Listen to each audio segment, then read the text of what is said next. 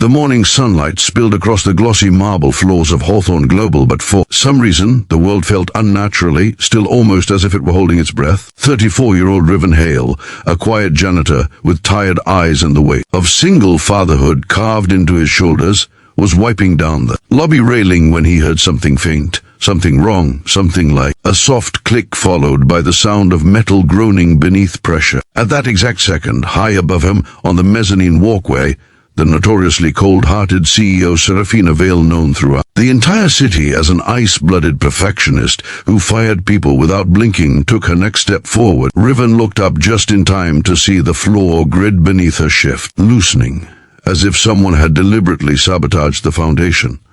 The sight struck him like lightning. He dropped everything, sprinted, and lunged forward into a moment that could have changed the world. And just like that, the story that no one was prepared for began. If you believe in kindness, second chances, or the idea that one moment can change a life forever, please like, comment, share, and subscribe to Touch of Kindness. Your support helps these stories reach more hearts who need them. Riven had never expected heroism to be part of his morning routine. He was a janitor, a quiet man who came to work before sunrise so he could leave in time to pick up his 8-year-old daughter Arianne from school. He lived simply, worked silently, and carried pain he never showed. His wife had passed 3 years earlier during childbirth, leaving him with a newborn girl and a stack of medical bills that swallowed everything he owned. Becoming a janitor wasn't a dream, but it was a lifeline, the only job available that allowed him enough hours to care for his daughter. And for 3 years straight,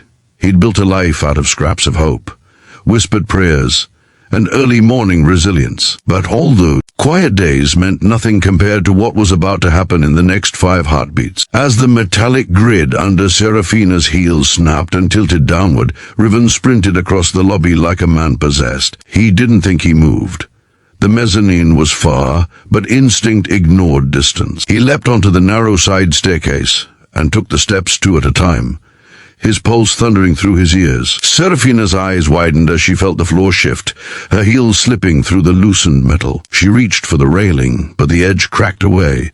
She gasped. No one had ever heard fear from her until now. Riven lunged forward, grabbed her arm with all the strength grief and survival had ever carved into him, and pulled her away just as the entire metal plate collapsed, crashing 3 meters down to the marble floor. Dust exploded upward. Alarms sounded, and Seraphina Vale, who had never needed anyone, found herself held tightly in the arms of the man she had once walked past like he was invisible. For a moment, there was silence. Her breathing trembled. His arms steadied her, and the world shifted in a way neither of them yet understood. Security rushed in, employees gathered around, and Seraphina, shaken but composed, straightened herself as though rebuilding armor around her heart. She stared at Riven, really stared at him, for the first time, not as a janitor, not a shadow in her building, but as a man who had risked his life without hesitation. She whispered a soft, stunned thank you, and Riven nodded politely, wiping dust from his sleeves. He didn't wait for applause or attention. He simply returned to cleaning up the broken metal, as if saving CEOs was merely another task on his checklist. But Seraphina couldn't walk away. Not this time. In the days that followed the incident, the building buzzed with rumors. Engineers discovered that the mezzanine platform had been tampered with intentionally. Someone had targeted Seraphina. Interviews were conducted. Security protocols doubled. But what struck the CEO's mind the most wasn't the danger, it was the janitor's eyes. Riven didn't look at her with fear, or resentment, or admiration. He looked at her like she was human. Nobody had done that in years. She found herself searching for him, catching glimpses of him quietly fixing things, wiping glass windows until they gleamed, and adjusting wall frames without expecting thanks. Seraphina Vale had built her empire through brutal precision and cold distance. She never talked about her childhood in foster care, never mentioned the years she starved in silence, never spoke of the betrayal that convinced her that vulnerability was weakness. She had learned to grow a shell so thick that even she forgot what lived underneath it. But watching Riven from afar, how he spoke gently into his phone while taking Arianne's calls, how he always gave extra napkins to employees eating alone, how he repaired small office things without charging maintenance tickets. She saw something she had long forgotten existed, kindness without agenda. She started noticing everything about him. The way he folded his cleaning cloths neatly, as if respecting the tools that helped him earn his living. The way his tired eyes softened every time his daughter's name appeared on his screen. The way he never complained, even when his tasks required hours of labor unseen and unacknowledged by anyone else. Seraphina, who had spent her life looking at numbers and statistics, found herself studying Riven like he was something rare, a good human in a tired world. One afternoon, as golden daylight spilled through the high windows, she approached him for the first time since the accident. Riven was fixing the supply closet door, crouched low, toolbox beside him. When she stepped inside, the scent of cleaning agents and warm sunlight filled the small space. Riven stood respectfully, wiping his hands. "I never properly thanked you," she said, her voice unusually calm. "What you did, you saved my life." Riven shrugged, humble as always. Anyone would have done the same. "No," she replied quietly. "Not anyone."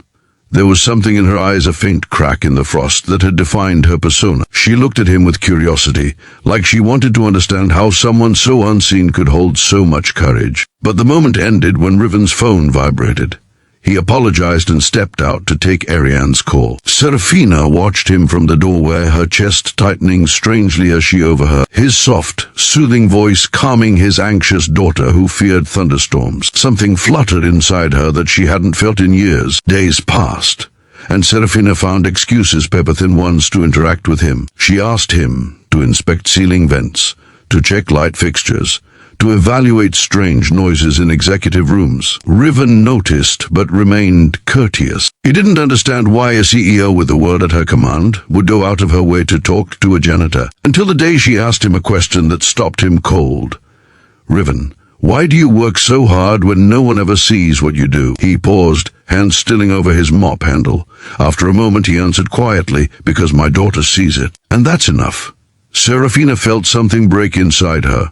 A wall, a memory, a lifetime of neglect. She stared at him, and for the first time, Riven saw fragility in her usually sharp gaze. Their worlds continued to collide in unexpected ways. One rainy afternoon, Seraphina stepped outside her office and found Riven kneeling to tie Arianne's shoelace. In the hallway, he'd brought his daughter with him for a few hours because the school had closed early. Arianne, bright-eyed and warm-hearted, looked up at Seraphina with pure curiosity. Seraphina smiled, an actual smile, and offered the girl a cookie from her private stash. Arianne giggled, and Seraphina felt warmth she hadn't known in years spread across her chest.